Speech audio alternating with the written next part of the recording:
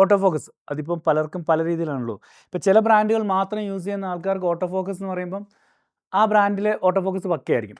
ഇപ്പോൾ ഞാൻ ക്യാനോണിൻ്റെ mirrorless camera മേടിച്ചപ്പോൾ എനിക്ക് ഒട്ടും പ്രതീക്ഷയില്ലാത്തൊരു കാര്യം അവർ ഓട്ടോ ഫോക്കസ് ആയിരുന്നു. കാരണം ഇവരൊന്ന് മിറർലെസ്സിലേക്ക് വളരെ ലേറ്റ് ആയിട്ടാണ് വന്നത്. പക്ഷേ ക്യാനോൺ R6 മുതൽ ഇങ്ങോട്ട് ഇവരുടെ ഓട്ടോ ഫോക്കസ് ഇല്ലേ ഒരു രക്ഷയില്ല. R6 ആണെങ്കിലും ഇതിപ്പോൾ R6 Mark III ആണ്. നിങ്ങളിപ്പോൾ സ്ക്രീനിൽ കാണുന്ന ഓട്ടോ ഫോക്കസ് എന്ന് പറഞ്ഞാൽ R6 Mark III ഇതിൽ എനിക്ക് ഏറ്റവും കൂടുതൽ എന്നെ എക്സൈറ്റ് ചെയ്യിച്ച അല്ലെങ്കിൽ ഇത് യൂസ് ചെയ്യുമ്പോൾ ഉള്ള ഒരു മറ്റൊരു ഹാപ്പിനെസ് പീരീഡ് ഉണ്ടല്ലോ. ചെറിയ സബ്ജക്റ്റിനെ ഇത് ഒരു പിടിയില്ല. എന്ത് വള്ളിയാണെങ്കിലും ആ ചെറിയ സബ്ജക്റ്റിനെ ട്രാക്ക് ചെയ്യുന്നതിൽ ഭയങ്കര ഫാസ്റ്റാണ്. സോ ഈ സാധനം നമ്മൾ ടെസ്റ്റ് ചെയ്യുന്ന സമയത്ത് ഇതിന് മേളിൽ അറ്റ്മോസ് നിഞ്ചയുടെ സ്ക്രീൻ വെക്കുന്നതുകൊണ്ട് തന്നെ ഓട്ടോ ഫോക്കസ് കുറച്ച് പ്രശ്നമുണ്ട്. കാരണം എനിക്ക് സ്ക്രീനിൽ ടച്ച് ചെയ്ത് ഓട്ടോ ഫോക്കസ് ചെയ്യാൻ പറ്റത്തില്ല.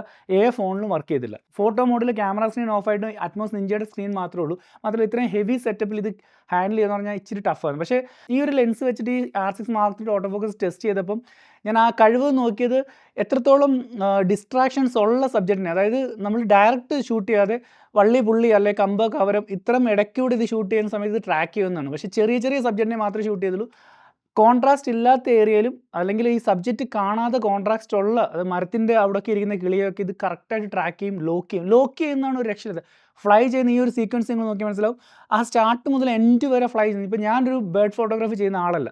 ബേർഡ് ഫോട്ടോഗ്രാഫിയിൽ എക്സ്പീരിയൻസ് ഉള്ള ഒരാൾക്ക് ഇതിലും നല്ല രീതിയിൽ ഇത് യൂസ് ചെയ്യാൻ പറ്റും. കാരണം ആ ട്രാക്കിങ്ങിൻ്റെ സ്പീഡുണ്ട്. നമുക്ക് ഈ മനുഷ്യരെ മാത്രം ഷൂട്ട് ചെയ്തിട്ടുള്ള പരിചയമുള്ളതുകൊണ്ട് ബേർഡിൻ്റെ കാര്യത്തിൽ ഞാൻ വളരെ തോൽവിയാണ്.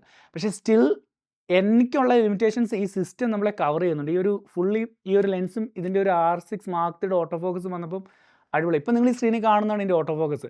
ഇതിന് മേളിൽ എന്തെങ്കിലും പറയണമെന്നില്ല. ഡയറക്റ്റ് ക്യാമറയുടെ ഡിഫോൾട്ട് സെറ്റിങ്സിലാണ് ഞാൻ വലുതായിട്ട് ട്യൂക്ക് ചെയ്തിട്ടല്ല ഷൂട്ട് ചെയ്തത്.